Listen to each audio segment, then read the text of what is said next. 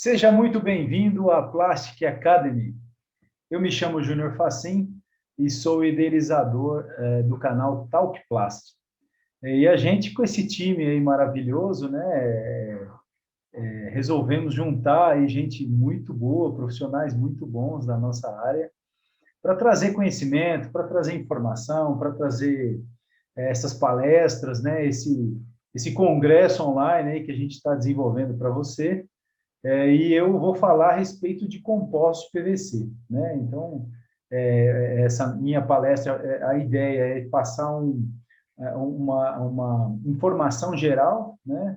Para que você entre no mundo dos compostos PVC, saiba como é feita uma resina de PVC e conheça mais do nosso mercado, tipo de equipamentos. Eu já trabalhei numa fábrica de compostos há 25 anos, eu trabalho com resinas e compostos PVC há muito tempo.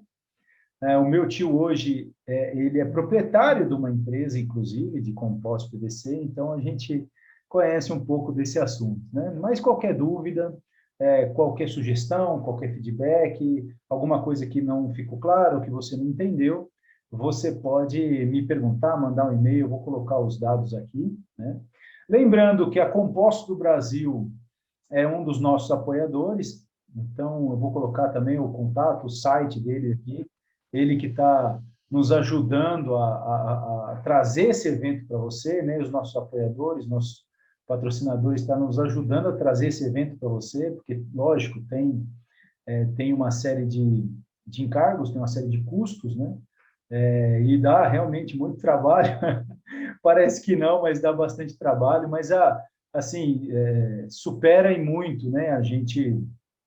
A ideia de trazer informação, a ideia de compartilhar informação, né? Nesses canais tão importantes hoje de disseminação de informação. E os feedbacks são muito bacanas, e por isso que a gente incentiva e a gente continua, né?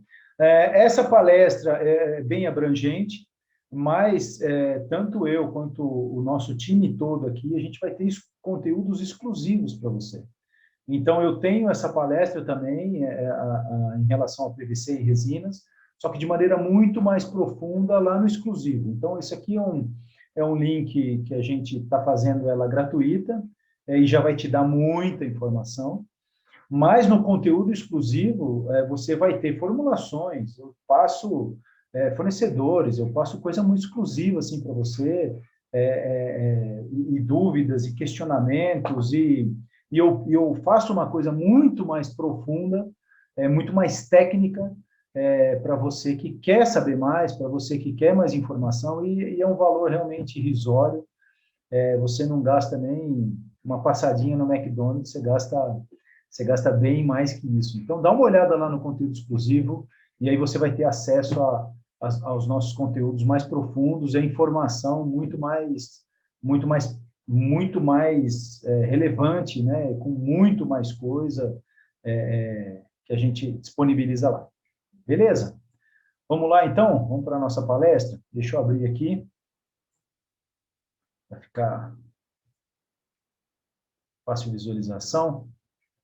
Muito bem, então esse é o time, né? Esse é o nosso time da Plastic Academy, primeira edição. Eu sou Júnior Facim, como eu falei, do canal Talk Plus. Depois dá uma olhada lá no nosso canal, muito bacana. Eu vou dar uma introdução, né? O que é a resina de PVC, né? Então, ela é uma das resinas mais utilizadas no mundo, é a terceira maior utilizada no mundo, e ela é muito, vamos dizer assim, a resina de PVC ela é muito ela pode ser usada em muitas coisas, né? Ela é muito versátil. A palavra que eu queria é essa, versátil. Então, é uma resina muito versátil e ela abrange muitos ranges de dureza, né? Basicamente, é um polímero feito por monômeros de hidrocarbonetos, né? Então, são ligações de carbono. O PVC, por ele ser muito versátil, né? Ele substituiu muitos materiais, né? Como madeira, como cobre, como metal, como cerâmica. Então, vocês vão poder ver a versatilidade da resina de PVC, né?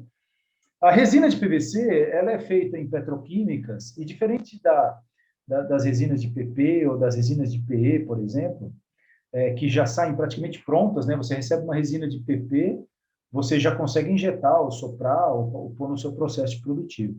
Mas a resina de PVC não. Se você pegar a resina exatamente como ela sai da petroquímica, sem você fazer um composto de PVC, ela vai queimar, ela vai dar uma série de problemas e ela não polimeriza, né? Então você realmente precisa compostar a resina de PVC. Ela é uma das únicas que saem da petroquímica tendo a necessidade ainda de se compostar.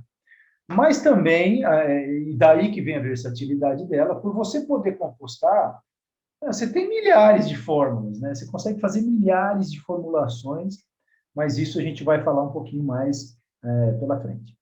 Então, o PVC, basicamente, 57% dele é cloro e 43% vem da nafta, vem do petróleo, né? É um eteno, é o gás eteno. É uma polimerização desses dois itens, né? Aqui é mais uma questão técnica e você que está assistindo nossa palestra, você entrando em contato comigo nos meus e-mails, eu posso te mandar esse material, não tem problema nenhum, depois para você pesquisar e para você ter ele aí, né? Então, ele é um termoplástico, e por ser termoplásticos, né, toda definição de termoplástico são materiais que, quando exposto ao calor, eles têm uma cadeia que se flexibiliza, que se relaxa, e aí você molda esse polímero, né? Então, você consegue, por exemplo, você dá temperatura no plástico, ele vai amolecer, você processa esse plástico, depois você resfria esse plástico, dá forma nele, e ele volta ao estado original que ele estava, né? A degradação do PVC, ela é irreversível, realmente, depois que ele degrada, não tem jeito, você não consegue utilizar, né? E como esses polímeros, né, como PP, PE, PS, eles diferente, né, assim, dos polímeros que saem das petroquímicas, e você vai ver, como ele é possível ser formulado, então ele vai desde os materiais mais moles até os materiais mais duros, tá bom? Ele tem propriedades, ele tem uma inércia química excelente, a toxicidade, né, o PVC, então, é um produto atóxico e você tem uma série de formulações, né, bolsas de sangue, catéteres, né, você tem um monte de produtos feitos com PVC atóxico, né, o isolamento térmico dele bom, elétrico, e aí no PVC as cargas minerais elas entram para dar essa questão de isolamento elétrico, né, elas ajudam muito nas formulações de composto PVC, tenacidade, resistência, tração, durabilidade. Diferente de outros polímeros, ele não propaga chamas, então por isso que você faz fios e cabos em PVC, né? Porque conforme você coloca chama no PVC, aquele gás do cloro que é liberado da queima do composto, ele faz com que aquela chama seja autoextinguível, entendeu? Então ele não propaga chama, diferente de um PP e PE que você precisa pôr um aditivo anti-chama para que ele não pegue fogo, né? E ele é reciclável. Muita gente diz, até no instituto lá do PVC, né, eles colocam que o PVC, entre os polímeros, é um dos mais ecológicos, porque praticamente, né, 60% dele, né, é feito com água do mar, é feito com sal marinho, né, com cloro. Então, ecologicamente, ele é um produto, e por ser reciclável, um produto bem amigável da natureza, tá? Como eu disse aqui, ó, 57% dele é cloro. Aqui, basicamente, é o processo de se fabrica a resina de PVC, né? Entenda bem. Existe a resina de PVC, como eu disse, é um pó branco inerte que sai da fábrica, da petroquímica. Existe o composto de PVC, que é uma matéria-prima compostada que você consegue utilizar para fazer a sandalinha, fios e cabos, forro e tudo mais que a gente vai mostrando aqui pela frente, né? E 43% dele vem do óleo, vem da nafta, é um produto petroquímico, né, um produto do petróleo, e a parte do cloro é uma eletrólise na salmoura, né? Inclusive, se você tiver ali em Maceió, você vai ver uma das plantas da Braskem, muito grande, e quando você passa do lado da planta da Braskem indo para o litoral sul, você vê uns dutos gigantes vindo do mar para aqueles containers deles gigantes lá, e ali eles captam água do mar e faz esse processo de eletrólise da salmoura, né? Disso é tirado o DCE e depois o MVC, os monômeros de cloreto, e aí, do cloreto de vinila, e aí é feita a polimerização da resina de PVC, tá bom? A fabricação depois, para fabricar o composto de PVC, é necessário os aditivos químicos, né, que depois eu vou passar para você, e assim você tem uma formulação do composto, e aí você imagina as milhares de formulações que você pode fazer em composto de PVC, tá? Aqui é uma ilustração que aí fica mais fácil, né? Você vê o que eu exemplifiquei lá no slide anterior. Então, água do sal, eletrólise, né? Você tem aqui o cloro, a soda cáustica, a destilação do eteno, aí você tem os subprodutos, o EDC e o MVC, que aí você vai ter a resina de PVC, né? 57% de cloro, 43% de eteno. E aí você tem a resina de PVC, que depois, você fazendo as misturas mais aditivos, você tem o composto de PVC. E o composto de PVC é a maneira pela qual você consegue usar, né, a resina de PVC. As aplicações, né, devido à sua leveza e durabilidade, ela pode ser feita para milhares de coisas. Então, como eu falei, você pode ter produtos lá como aquelas bolinhas de massagem, né, materiais super moles, ou palmilhas, materiais super molinhos, até materiais bem duros, como tubo, conexões, pisos, esquadrias, e aí você tem um range gigantesco, né? O setor de embalagens também, o PVC, ele era muito, muito, muito utilizado, ele tinha um market share muito grande no mercado de embalagens, mas devido ao PET, ao surgimento do PET, né, uns 30 anos atrás, o PET veio, e eu era moleque, ainda estava dentro da fábrica lá do meu pai, eu lembro o surgimento do PET, a gente tinha muitos clientes de pote, né, fazia potes de embalagem, e o PET veio realmente para dominar essa área de embalagens, né, o PET dominou, principalmente de cosméticos, mas embalagens de produtos também, do dia a dia, né? Então, o PVC perdeu bastante mercado. A diferença é que o PET você tem que fazer uma pré-forma, depois soprar. E o PVC não, você já consegue fazer um sopro direto, né? Mas o PVC era muito utilizado no setor de embalagens. Por exemplo, os filmes de PVC para guardar alimento, são PVCs atóxicos. Então, para alguns segmentos da embalagem, como o blister, por exemplo, você vai no supermercado, tem o blister, né, aquela embalagem, né, que geralmente fica nas gôndolas lá, aquilo é PVC.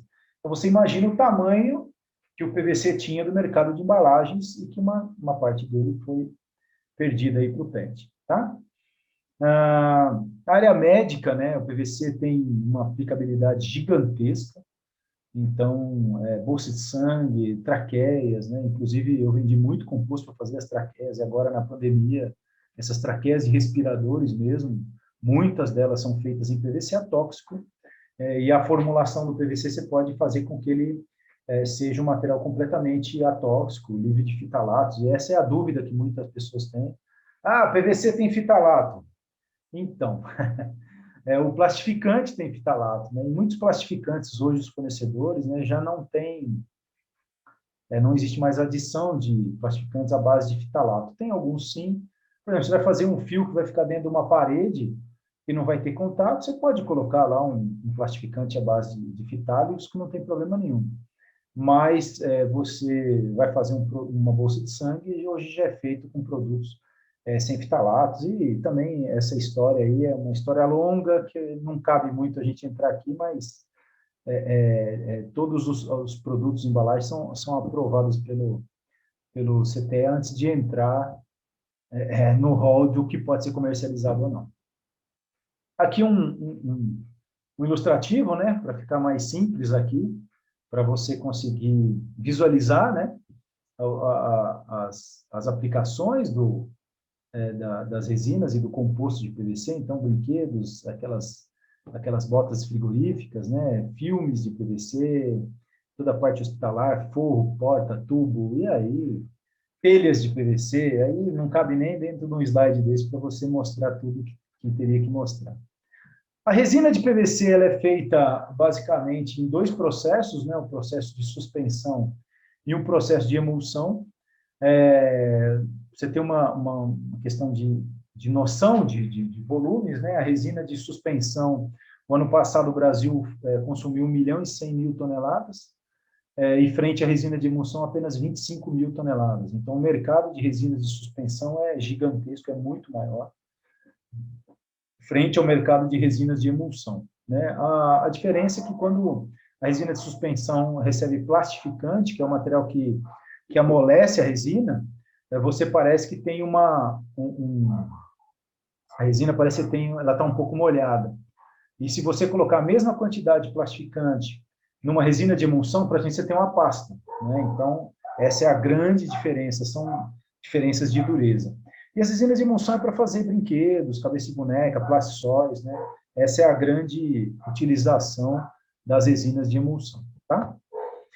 Vamos lá, entrar na questão do composto de PVC, que é propriamente dito como se usa a resina através do composto, né? Então, você tem os grandes players hoje, que já fabricam o próprio composto. Então, por exemplo, a Tigre, ela vai lá, ela compra a resina, compra os aditivos, bate, fabrica o composto e, na mesma sequência, né, ela bate, faz o composto e, na mesma sequência, o composto já é descarregado numa extrusora de tubo que já vai tirar os tubos ou as conexões de PVC. A Cipatex, no caso, faz laminado da mesma maneira. Bate o composto, ele vem para uma extrusora e já cai na extrusora na laminadora, né? Então, você tem os grandes players que já fazem o próprio composto, e você tem empresas como Carina, como Dacarto, como a Corte Vivo, que é a empresa do meu tio, que fabrica o composto. Então, por exemplo, você faz sopro, você faz injeção, ou você faz um forro, e aí para você fazer o composto de PVC, você vai ter que ter uma fábrica dentro da sua fábrica, né? Então, o custo e os custos desses equipamentos e tudo mais não são baratos, né? Então, é mais fácil você ir num fabricante de composto, né, como a Carina, como a Dakar, comprar o composto de PVC, que já vem granulado, pelletizado, e você, assim, consegue colocar fazer o seu processamento, tá? Como eu falei, as formulações de PVC, basicamente, ela tem esses aditivos, né, que é a resina, estabilizantes, né, para que ela não queime. Os lubrificantes, tem lubrificante interno e externo, tem milhares de formulações de lubrificantes. Plastificantes, e aí é o que torna a resina flexível, né, o composto flexível. Então, se você coloca mais plastificante, você tem uma resina mais mole. Se você um composto mais mole, você põe menos plastificante, você tem um composto mais duro. Se você não coloca plastificante, você tem um PVC rígido, um composto PVC rígido, né? Os pigmentos, os alvejantes, então, aquela azuladinha da melissa são pigmentos, né, são azulantes. E as cargas minerais, que basicamente entraram no composto PVC para baixar custo, porque elas são bem mais baratas que todos esses outros itens, que é basicamente carbonato de cálcio, né? Então, a grande parte das cargas minerais utilizadas em composto PVC são carbonato de cálcio. E é o que realmente faz a formulação, mas, por exemplo, o carbonato de cálcio, ele ajuda para uma formulação de fios e cabos, para você não tomar o choque, então ele dá essa isolação, ele faz essa isolação elétrica, entendeu? Ao invés de você fizer um composto sem carga, você pode colocar a mão num cabo desse e tomar choque, tá? E aí as quantidades que você vai pôr desses itens dentro de uma formulação vai modificar essa formulação. Por isso que eu falei que você tem milhões de tipos. Cada mudança que você faz de um aditivo desse, põe 600 gramas no aditivo, você tem uma formulação. Se você puser 400 gramas do aditivo naquela mesma formulação, você já tem uma outra formulação. Então, é uma coisa bem bacana, assim, mas bem variada, é bem intenso, você tem muitos e muitos tipos, tá? Os PVCs, eles são divididos essas três categorias, né? Os flexíveis, como eu falei, que geralmente vai de Shore A a 10. Shore A é uma medida como quilo, como metro, né? Então, isso mede a dureza de materiais, né? Então, do Shore A 10 até 95, você tem também alguns Shore B. Aí você tem os semi-rígidos, né? Que geralmente são compostos feitos com modificadores de impacto. E você tem os rígidos, que seriam os tubos, né? Que são cadeias moleculares, né? Tubos, conexões, forros, que aí você não tem essa adição de plastificantes. Então, basicamente, é o PVC flexível, semi-rígido, ou rígido. Mas aí você já vê como ele abrange, né? Como o PVC já abrange muitas áreas de inserção, né? Esse aqui é um misturador, né? Vamos falar um pouquinho de equipamentos. Então, para fabricar um composto PVC, você necessariamente precisa de um misturador, então é como se fosse um liquidificador grande. Dentro dessa parte aqui, você tem essas hélices, está vendo? E esse encamisamento é um resfriamento, que geralmente se põe água, tem umas formulações especiais que o pessoal precisa de aquecimento, então, mas aí é muito específico. Então, essas hélices vão bater, então você vai colocando, põe a resina, põe o aditivo, põe o estabilizante, põe o lubrificante, ele vai batendo lá, você bate até uma certa temperatura, alguns minutos, depois descarrega num resfriador para você resfriar esse composto. Em alguns casos, a pessoa ensaca o composto, ou daqui embaixo já coloca uma extrusora aqui de tubo, de laminado, de perfil, e faz o produto final. Tá? Ou, se não, numa fábrica de composto, ele granula, e esses pellets granulados é o que vai para o mercado. Aqui é a extrusora, né? Você tem, geralmente, para fazer composto PVC, você tem que ter uma extrusora dupla rosca, tá vendo? Ele tem 2 fusos, ó. Então, essa aqui é uma extrusora dupla rosca, o material é homogeneizado, tá vendo? Você coloca essa resina compostada já, ele vai ser homogeneizado aqui, vai polimerizando, e aqui na matriz, né? Então, você direto de uma extrusora, tá vendo? Você pode tirar tubos, filmes, né? Componentes diversos, dependendo de como é a sua matriz, mas normalmente, ó, por exemplo, aqui está saindo um tubete, tá vendo? De uma co-extrusão. Então, você tem extrusora, aqui são os aquecedores, né? Você tem as resistências. Então, todo esse canhão aqui, que a gente chama, ele fica aquecido. O material geralmente se processa aí a 150, 160 graus, né? E você é composto. E é o sistema de corte para você fazer o composto, né? Então, está aqui de novo, a extrusora, você corta numa matriz assim, tá vendo? O composto vai passando por esses furinhos, vai ter uma faquinha aqui que vai girando e vai cortando, ficando os pellets. Aí ele passa por esse processo dentro da água, pressurizado. Aqui você tem uma centrífuga, você seca o composto e vai para um silo, onde você vai ensacar o composto granulado, e aí vai para o mercado em geral, tá?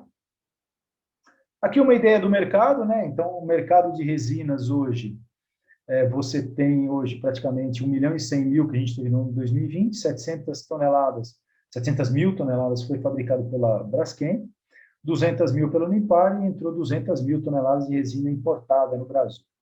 Os segmentos, grande parte do que é feito composto de PVC no Brasil são rígidos, depois flexíveis e semi-rígidos.